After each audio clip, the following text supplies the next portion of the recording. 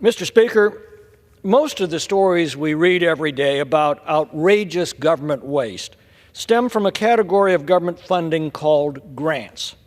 From the $3 million grant to study how hamsters fight each other, to the $3.7 million in grants given to the Wuhan virology lab that likely unleashed COVID upon the world, these are the very essence of government waste. Government grants fall into two major varieties: gifts of public money for every cause under the sun, and grants for local projects of every variety. Now, they're all for good causes. They go to universities, companies, NGOs, civic groups, charities, local governments, state governments, and do-gooders of every kind, all promising some public benefit. Unfortunately, by their very nature, they are plagued with lax oversight, political favoritism, little follow-up, and questionable benefits. Indeed, much of the grant money doled out each year disappears into the salaries of various groups and agencies who will then write glowing reports of their work and apply for more grants next year in an ever-expanding litany of waste. There's never a shortage of highly paid grant application writers eager to make that case. Personally, I like the university, says Dan Aykroyd's character in Ghostbusters. They gave us money and facilities. We didn't have to produce anything. You've never been out of college. You don't know what it's like out there. I've worked in the private sector. They expect results. If the federal government needs a particular good or service that it can't produce itself, it should send out a request for proposal specifying what it needs and then award a contract to the lowest responsible bidder to provide it. And then the contractor should be held accountable for delivering that good or service. Now, another major class of grant recipients are local and state governments. Now, who can begrudge grants for law enforcement, wastewater treatment, transportation, homeless shelters, or schools? Yet all of these grant programs beg a fundamental question.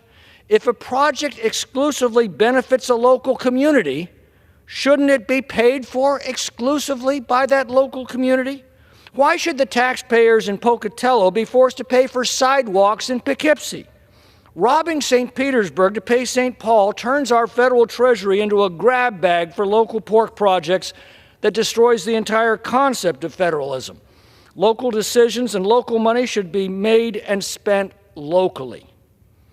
By definition, local grants are lower priority projects that simply can't make the cut when local governments are measuring their own local needs against their own local resources. They only make economic sense if somebody else can be stuck with the tab, and that's what grants do.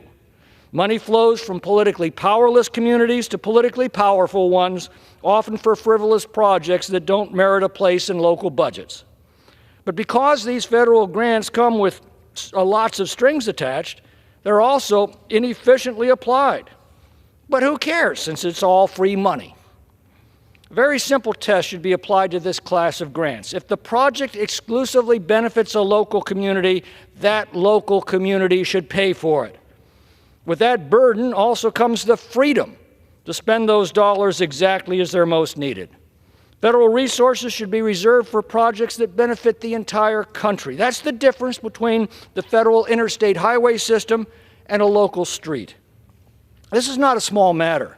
Between 2016 and 2020, federal grant spending ballooned from $675 billion to $972 billion, and that's exclusive of Medicaid grants to states. That's nearly half of the annual federal deficit right there. Now, weeding them out or reforming them is no easy task because a thriving political ecosystem of wealth and favor supports them. In last year's spending spree, both parties indulged themselves with 8,222 congressional earmarks, a particular subset of grant spending where individual congressmen handpick their recipients. So here's a modest proposal for the DOGE boys. Stop the cash bonanza to every self-described deserving cause and influential community with a good grant writer. Budget writers and appropriators should look with extreme skepticism on every grant that awards money without results or that robs taxpayers in one community to pay for projects in another. It is time that we protected and reserved the federal treasury for the general welfare of the United States as our Constitution envisioned.